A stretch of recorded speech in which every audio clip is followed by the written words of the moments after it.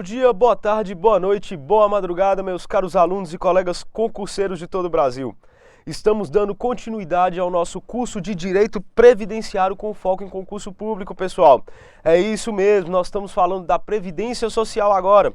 Como é que ela atinge? Nós estamos falando quais são os seus regimes. Na aula passada nós falamos sobre os 3 grandes regimes que nós temos dentro da Previdência Social. Nós também fizemos a diferença da Seguridade Social e dos 3 macrosistemas que estão inseridos dentro dele. Nós vamos observar a saúde, nós vamos observar a Previdência Social e nós vamos observar a Seguridade Social também, pessoal. Além disso, nós observamos os 3 tipos de regime, os 3 tipos de regimes básicos, o regime geral da Previdência Social, o regime dos servidores públicos e nós observamos também o que nós vamos falar chamado de Previdência Privada. Isso foi só um rastelozinho que nós demos em cima de toda a sujeira que nós vamos ter que capinar no quintal, pessoal. Por quê? Porque eu vou falar especificamente sobre cada um desses sistemas para vocês. E nós vamos começar falando sobre o regime geral de previdência social, pessoal. É, como eu disse para vocês na nossa aula passada, o maior regime dentro da Previdência. Então, se eu não sou funcionário público e não estou inserido naquela situação, se eu não estou falando de previdência privada e eu sou um trabalhador que ofere renda no Brasil, automaticamente eu vou me inserir aonde dentro da Previdência Social? No regime geral. E é por isso que ele é tão importante e por isso que ele cai tanto em concurso público. Porque ele, apesar de ter um conteúdo genérico, ele é simplesmente a previdência da maioria da grande maioria dos trabalhadores brasileiros e também de todos os autônomos que nós temos dentro do país. Então nós já vamos entrar diretamente acerca do regime geral de previdência social, pessoal. Então nós vamos ver que os beneficiários do regime geral da previdência social estão elencados na Lei 8.213 de 91 e são de 2 ordens, pessoal, os segurados e os dependentes. Então, se eu tenho um regime de previdência, o regime geral, eu vou ter que ter todos os beneficiários desse regime. Afinal, como eu disse para vocês, qual que é a ideia da Seguridade Social aqui? Qual que é a ideia da Previdência Social? É para te valer, o Estado te valer quando você mais precisar dele. Então, de qualquer forma, eu vou ter que gerar um benefício. A Previdência ela gera esses benefícios para quais 2 tipos de beneficiários? Primeiro, para o segurado e para o dependente. E dentro do segurado nós vamos ter vários tipos de segurado que nós vamos abordar um a um nessa nossa aula. Todos aqueles que exerçam atividade econômica e que não estejam ligados a um regime próprio de previdência, obrigatoriamente eles estarão vinculados ao RGPS, que é o Regime Geral da Previdência Social, pessoal, como eu disse para vocês.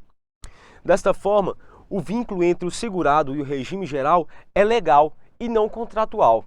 Então, pessoal, eu fiz questão de ressaltar para vocês, e vocês mantenham isso na mente suas, é que o seguinte, como esse vínculo entre previdência social e segurado, ele emana diretamente da lei, ele tem uma natureza jurídica legal. Ele não tem uma natureza jurídica de contrato. Então, essa ligação, ela não se liga, o segurado à previdência, ela não se liga através de um contrato. Então, ela não tem uma natureza contratual. Ela tem uma natureza legal, já que emana da lei. E isso é importante a gente ressaltar, porque como nós vimos em várias outras aulas de direito, que a natureza jurídica, ela que vai determinar como aquele instituto vai ser mantido e vai ser manuseado dentro do direito. A vontade do segurado de pertencer ou não ao regime, salvo o segurado facultativo, é irrelevante. Ou seja, como eu disse para vocês, todos aqueles que exerçam atividade econômica e não estejam ligados a um regime próprio de previdência, obrigatoriamente estarão ligados ao RGPS. E a vontade dele é irrelevante, a não ser que ele esteja dentro dos segurados facultativos, pessoal. Porque aí, como o próprio nome já diz, o facultativo ele tem essa opção de escolha. Ele pode escolher se ele quer ou não esse regime ou se ele pode se albergar e entrar em outro regime de previdência. Mas fora isso, se eu não for segurado facultativo e eu não estiver ligado ao regime de previdência próprio dos servidores públicos, eu estarei ligado ao regime geral da Previdência Social, eu querendo ou não, correto? E segundo o artigo 11 da Lei 8.213 de 91, pessoal, os segurados obrigatórios agrupam-se em 5 categorias. Nós vamos ter A, segurado empregado, B, segurado empregado doméstico, C, segurado trabalhador avulso, D, segurado contribuinte individual e E, o segurado especial. Lembrando, esses são todos os segurados obrigatórios que nós vamos ter dentro desse regime básico do INSS, né, da Seguridade Social. É preciso lembrar, pessoal, contudo, que o direito previdenciário detém sua autonomia e, em que pese dialogar com outros ramos do direito, seus institutos, em muitos pontos, são diferentes. É o que ocorre, por exemplo, com o conceito de segurado empregado. Por que existe essa aproximação e essa diferença?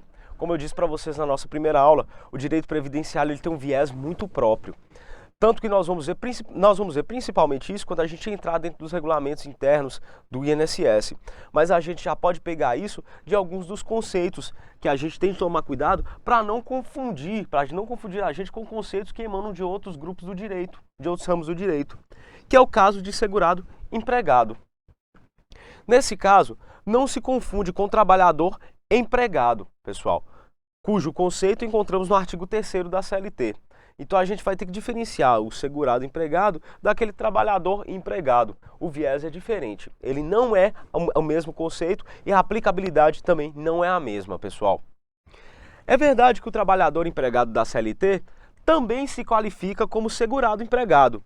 No entanto, existem outras 9 relações de trabalho agrupados nessa categoria de segurado que jamais serão empregados segundo a CLT.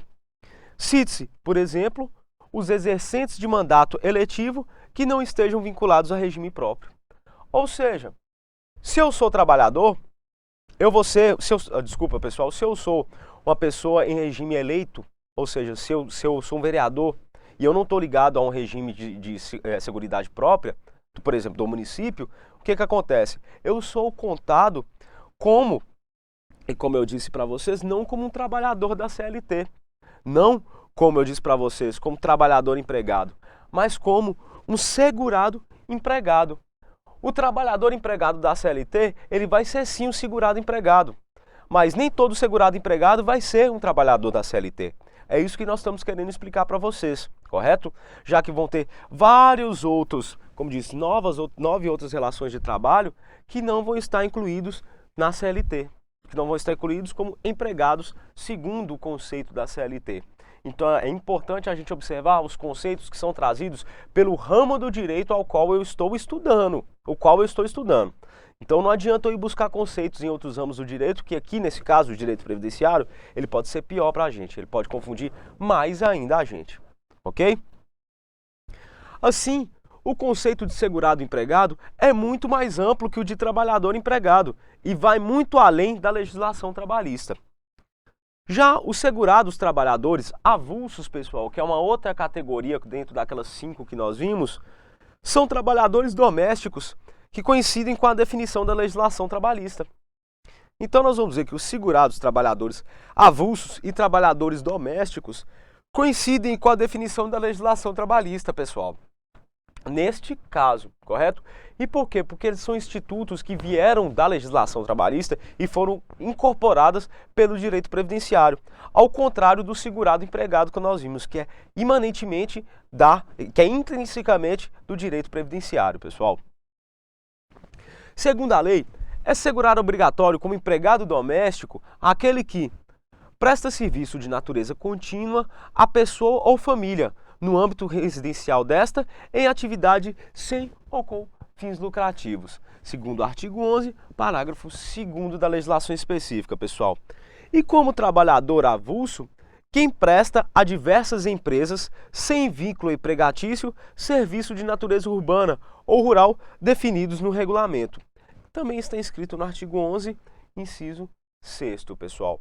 Então nós vamos ter mais 2 definições de 2 grupos que vão pertencer ao regime geral da Previdência Social. Nós já observamos o trabalhador, nós já observamos o segurado empregado, nós observamos agora também o trabalhador doméstico e nós observamos também o trabalhador avulso. No entanto, esses são mais simples perto dos outros que nós vamos estar trabalhando, pessoal. Por exemplo, o segurado contribuinte individual, ele é todo aquele que ofere renda e não está elencado nas demais categorias de segurado. É o chamado, o antigo, segurado autônomo, pessoal. Então, se eu não sou segurado empregado, se eu não sou trabalhador avulso, e se eu não sou segurado trabalhador avulso, e eu não sou segurado trabalhador doméstico, eu vou estar inserido no quê? Eu vou estar inserido no contribuinte individual. É o que antigamente se chamava de segurado autônomo, pessoal, mas mudou-se a nomenclatura. E, por final, a lei elencou no inciso 7º do artigo 11 o segurado especial. E esse a gente tem de ter um pouco mais de cuidado, pessoal. Por quê? Porque essa categoria de segurado, ela foi incluída na lei em caráter de exceção e para dar cumprimento ao princípio da universalidade do sistema previdenciário, pessoal.